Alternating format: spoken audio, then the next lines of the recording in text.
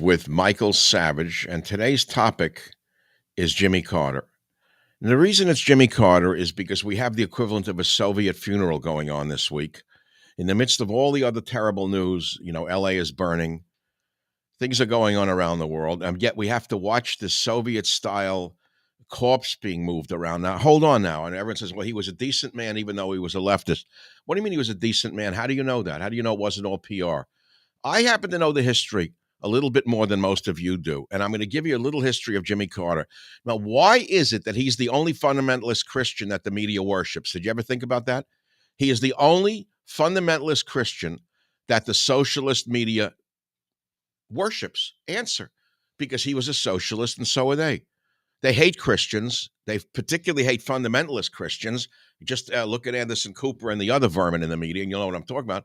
So now we're hearing, oh, he was a great guy. He may have some policy things you disagree with, but he was really a kind, good man. How do you know that? How do you know it wasn't all PR with him building those houses there?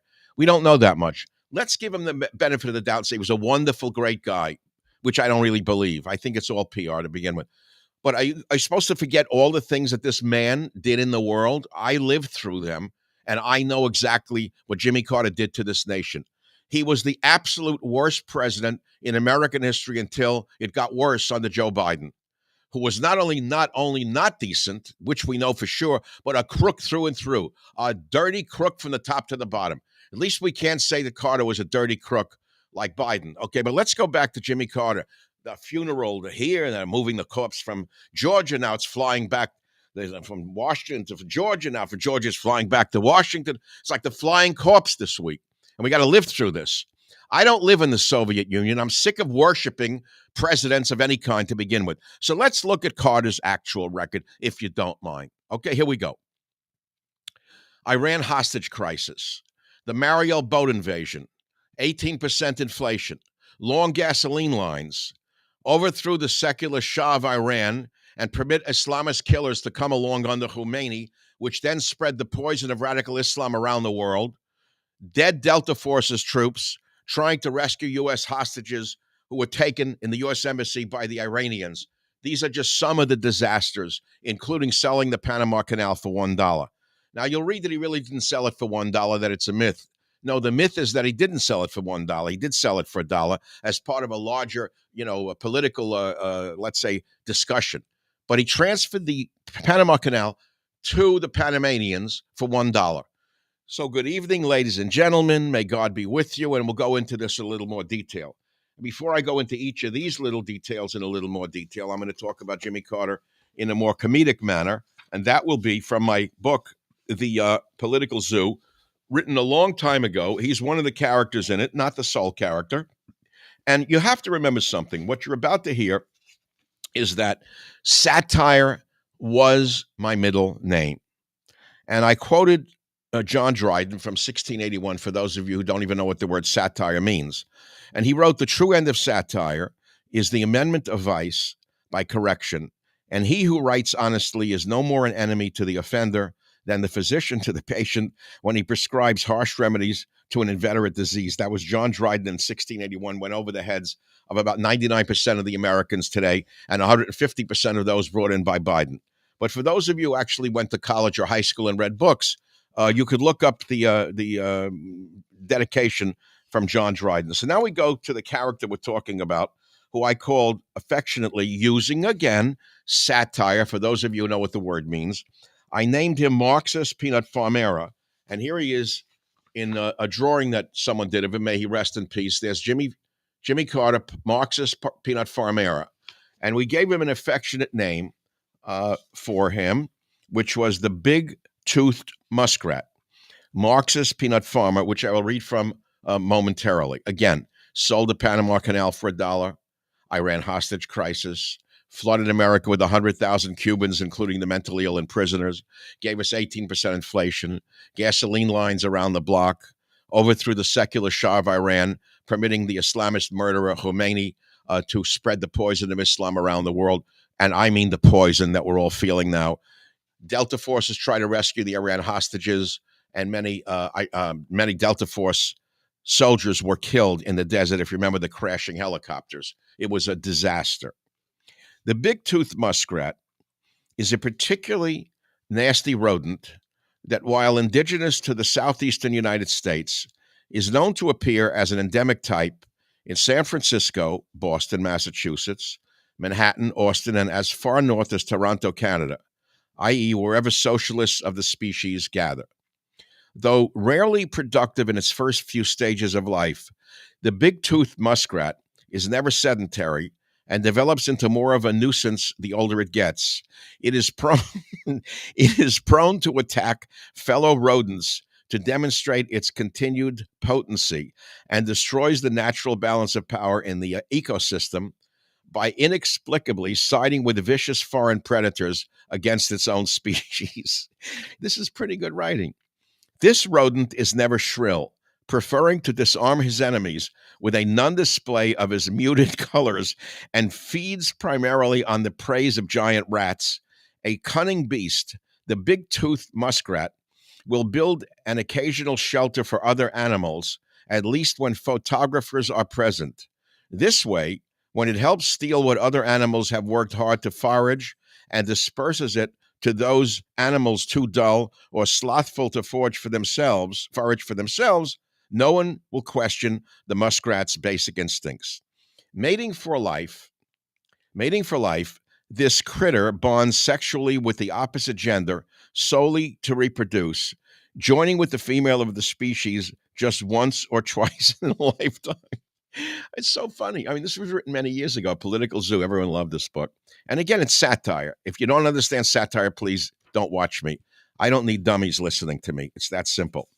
This Political Zoo was published in, not in 1681, for those of you who couldn't follow what I was saying, but it was published in 2006. Many of you still have the book and keep saying, do a new one, new one, new one. I don't know. Maybe I'll do one next year, God willing. So let me go on to talk more about this man who you have worshipped and said, he may have been a little to the left, but let him rest in peace. I don't have political amnesia, if you don't mind. And I'm not going to permit history to be rewritten just because Jimmy Carter died at 100. His true record is horrendous. He destroyed America, maybe permanently, with what he did with the Shah of Iran, bringing in radical Islam. Most people consider James Earl Carter good and decent. He doesn't drink. He doesn't gamble. He's been married to the same female for the past, well, it was 60 years then. And unlike our most recent Democratic president, that would have been Clinton, this big-toothed muskrat doesn't even smoke cigars. Doesn't even, and I'll emphasize, doesn't even smoke cigars. See, that's the emphasis. As he told Playboy magazine so many years ago, the only place he's lusted is in his heart, and certainly not in the small galley off the Oval Office. Besides, who would have him? Oh, God. It's It's largely because of those qualities, highly unusual on the side of the forest where any permanent mating with a female is becoming newsworthy, that he was elected the 39th president of the United States. Still, the fact that he is good, quote, decent, quote, and married to the same mate for umpteen years, quote, should not qualify him for the highest office in the land. If this were all it took to be elected president, I say we all vote for my neighbor next door, Carl, in the next election. He's all of that and more. He doesn't smoke, doesn't drink, or batter rabbits. Plus, he's tolerant. If all the other women in the world looked like Carl's wife, Marge, Rosalind Carter would be on Baywatch. Carl, bless his heart, calls Marge his Italian bombshell, but it could be because of the pockmark.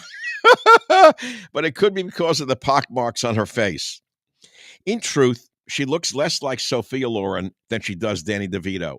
Though, to be fair, he's got better legs and is cleaner shaven. Marge, however, does have a common touch. Are you enjoying this? Marge, however, does have a common touch. When she becomes First Lady, she'll replace Nancy Reagan's China with some good old-fashioned U.S. Navy plates. That you can count on. So let's all get out and stump for neighbor Carl. He's a saint already. Let's make him president. Carl would surely govern better than the pain from planes. With the mighty muskrat at the helm, the United States was tossed into a tailspin of gross overspending, monumental inflation, and an oil and gasoline crisis that made even the post-Katrina madness seem like a bargain in Hunter's paradise. But perhaps The big tooth muskrat's most ignominious contribution to history, if you don't count that recent Nobel Treason Prize, was his bungling of the Iran hostage crisis. By sanctimoniously undermining the Shah of Iran, am I being redundant? Everything he's ever done has been sanctimonious. Carter threw open Tehran to the Ayatollah Khomeini, the first pustule in the ugly pox of Islamofascism, now pandemic throughout the world. That is a good sentence. Ayatollah Khomeini, the first pustule in the ugly pox of Islamofascism, now pandemic throughout the world. You know, this was written in 2005, by the way. Now you could see why, in 2006, why I'm banned in Britain by the vermin in Britain under Starmer, who have basically become the party of Islam. Shortly thereafter, a gang of hookah-puffing student fanatics sacked the American embassy in Tehran and held our guys hostage for over 14 months while the muskrat malaised away.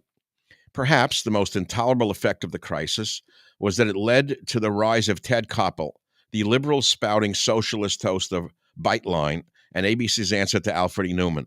Today, of course, Koppel has thankfully retired to NPR, National Poverty Radio, though his hairpiece will still do an occasional appearance on ABC. Fortunately, though, after Carter's interminable first term, Americans returned to their senses in time for the 1980 election and voted in no-nonsense Ronald Reagan by a landslide. This sent a clear message to Iran that the days of negotiation and failed rescue attempts in the desert were over. It's no coincidence that on the day of Mr. Reagan's inauguration, the hostages were finally released, having done more time than the average Massachusetts child rapist. What the mousy muskrat couldn't accomplish, the great Gipper could. The left called it the October surprise, but after 4 years of Carter, any accomplishment would have surprised us all.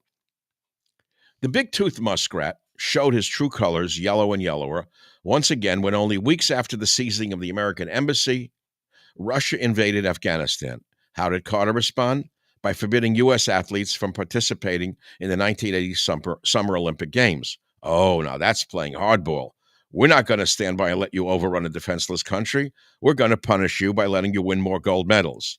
The Soviets were thrilled. Now, no one would even test the hormones of their female athletes. They could bring them back from the front. Talk about an overdose of Carter's little quiver pills. But the big-toothed muskrat didn't suddenly be Carter, known in rapidly dwindling circles as America's president, which only means we're pleased as a Georgia peach that this toothy clodhopper is an ex, has turned his misguided ambitions toward housing the world and making third-world countries safe for dictatorships. America, you see, was founded on the notion that hard work will pay dividends like the ownership of one's own home. But the king of nuts thinks that wanting a home should count as much as working for a home. And who does Gentleman Jimmy ask to support this foolishness? All of us industrious worker bees who spend the day pollinating our ears off so we can build our own hives. Habitat for Humanity is the Marxist answer to self-sufficiency. It may be a hands-on project for a few do-gooders, but it is a hands-out project for the do-nothings. Jimmy Carter has become the Fidel Castro of government housing. Most recently, this rodent, seemingly on a lifelong quest to atone for the errors of his presidency, has burrowed his way into the hearts and beards of dictators all across the globe. He's even proclaimed himself to be the fair-minded observer of political elections near and far. Now, folks, listen to what's coming. In 2004, the Venezuelan people held a recall vote designed to dump the kook of Caracas, landslide Hugo Chavez. Overseen by the big-toothed muskrat, the election returns indicated a 59% to 41% victory for Chavez. The results were certified to be fair and accurate by Big Tooth and the Little Muskrats from the Carter Center, even though an independent exit poll conducted by an American firm indicated the exact opposite results against Chavez. So he helped certify a false election in Venezuela that brought about the socialist Hugo Chavez. That was Jimmy Carter certified that election, a fraudulent election. Does it sound familiar? Now you understand where I'm coming from? I don't forget things. I remember everything. I will go on from the political zoo. By the way, if you're just tuning in, I'm reading a eulogy to Jimmy Carter from the Political Zoo because his failures were tremendous, and yet the media is worshiping him like he's some saint. And although the Venezuelan Electoral Council was stacked with Chavez's stooges, Carter stood firm by his assertion of fairness. He didn't want to know that the electronic voting machines and software used for the election were provided by a Florida company, Smartmatic, owned by two Venezuelan suck-ups aligned with the guy whose hand is in the till, Landslide Hugo. Did you know that Smartmatic was used to count the votes in Venezuela that elected Chavez? You didn't know that till I just read it for you. Think carefully to what I'm saying to you.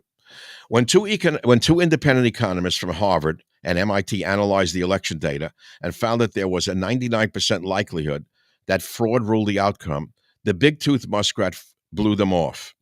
When the genocidal Palestinian Nazi gang Hamas, sound familiar, won elections, Carter certified their win. Did you know that? He certified the win of Hamas as well. This despite the fact that Hitler too won a democratic election. And yet, this Chad popping fraud of fairness still disputes the results of the 2000 U.S. presidential election, which is unbelievable. Hey, Big Tooth, it's time for you to trade your hammer for a hammock. You've had a nice run, Jimmy, a lot longer than you deserve for starting the downhill slide this country is on. At the bottom of the slide isn't the smoothly groomed red clay of a peanut farm. It's the unforgiving sand of the Iraqi desert, and the shells in that part of the world are a good deal more ominous. Our soldiers face the greatest peril the country has encountered since the War for Independence, brought about by your support for the Ayatollahs and the spread of Islamic terror. So take those big muskrat teeth back to Plains. In Georgia, they know a varmint when they see one. They know treason when they see it too. If you tried to launch a career today, you'd be more likely to be named King of Gaza or Imam of Syria than Sharif of Chattahoochee County. And that, my friends, is a satire of Jimmy Carter, Marxist peanut farm era, from my book, The Political Zoo. Now, I will summarize again with the facts, ma'am, and just the facts. The Iran hostage crisis, owned by him. The Mariel boat invasion, where Castro dumped 100,000 Cubans on America's shores, many of whom were prisoners and the mentally ill. Sound familiar? That's the playbook that this one just followed. He gave us 18% inflation, which is what we would have now if they weren't playing with the books. Long gas lines, which thankfully we don't have yet, but I remember living through them. I remember people were buying, maybe you lived through these, people were buying gas tanks to put in the trunks of their cars so they could fill up the gas tanks in the trunk and then connect them up into the actual fuel tank of their car because you couldn't get gas as readily as you could today. He overthrew the secular Shah of Iran, who was no picnic, by the way, and he let Islamist killers loose on the world under Ayatollah Khomeini, who then spread the poison of radical Islam around the globe. And then the Delta forces had been sent in to rescue our hostages, and the helicopters crashed in the desert, and he left the Delta forces to die in the desert. Do you know any of this? No, you don't know it from watching the charade going on, the funeral in Plains. Then they flew him to D.C. Now the corpse is there. Now it's flying back there. It's going to lie in state like in the Soviet Union. Well, I thought it's important that someone, at least someone in the media, namely myself, who has a political memory that's quite extensive, talk about the real Jimmy Carter, his many failures, and yet the worship by the socialist media. Again, Jimmy Carter is the only fundamentalist Christian that the socialists in the media love, and that's because he hates Israel. I'm Michael Savage. Thanks for listening. There is no phone number to read to you. The book cannot be purchased. Don't accuse me of selling a book. I'm proud to sell your books when I can. Maybe you can find it online for $1,000, and maybe I'll do a revision of it. I don't know. Jimmy's wife was 13 when he married her? Are you kidding? Maybe she was a looker at 13. I don't know. 2006 by Michael A. Weiner.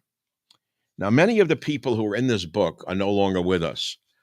Kofi Annan, gone with the wind. Alec Baldwin should be gone with the wind. Harry Belafonte, don't know. Bono, never heard of him. Barbara Boxer, thank God she's gone. George W. Bush, Robert Byrd, Jimmy Carter, James Carville. Oh, he's still with us. Hugo Chavez, Dick Cheney, Jacques Rock. Bill Clinton is in here. Hillary Clinton, George Clooney, Katie Karan Kurik. She's still spreading her poison. Maureen Dowd, Dianne Feinstein, may she rest not in peace. Newt Gingrich, Ruth Gator Ginsburg, Rudy Giuliani, Al Gore, Jesse Jackson, Kim Jong Il, John Kerry, Larry King, may rest in peace. Rush Limbaugh, Madonna and Gwyneth Paltrow, Bill Maher, piece of garbage, John McCain, Bill O'Reilly, Nancy Pelosi, Sean Penn, Harry Reid, Rob Reiner, Condoleezza Rice, Bill Richardson, Pat Robertson, Chuck Schumer, Arnold Schwarzenegger, Al Sharpton, Cindy Sheehan, George Soros, Arlen Specter, didn't he just die? Howard Stern, the Wig is in here. Barbara Streisand, Arthur Sulzberger Jr., Donald Trump, and Ted Turner. They're all in the political zoo. So since I have a few minutes, I think I will turn to someone whose name just bounced off here. George Soros, who was just given the Presidential Medal of Freedom, forever tarnishing the meaning of that valued award. And here he is, Leechus Omnipotentum, the Budapest centipede. George Soros was just given a Presidential Medal of Freedom by the most corrupt president in American history, Barbara Streisand. No, the most corrupt president in American history. What's his name? Joe Biden. George Soros. I'll read a little bit about old Georgie if you want. Leechus Omnipotentum. That's a pretty good, scathing, actually, caricature of him. He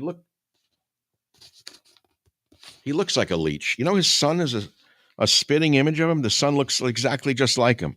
Mini-me, Soros. In the same phylum as the Magyar maggot, the Budapest centipede is an indigenous invertebrate that has hundreds of hands, all of them out and in other people's businesses. Although the Budapest centipede is, of course, native to Hungary, Buda is the Magyar word for lefty, pest is the Magyar word for pest. This particular pest has migrated to the United States, where it has become a primary source of energy and resources for native animals of the corn belts on the east and left coasts and native potheads everywhere. Seemingly benign to naive scientists who often mistake it for a friendly caterpillar, the Budapest centipede is a voracious parasite that, if not controlled, can pick 100 pockets simultaneously. As we speak, it is spreading across the country, infesting American homes and eating through their foundations. This small but ambitious bug also travels to the Caribbean, where it has established its own sanctuary to prevent attacks from the even more predatory insects of the IRS.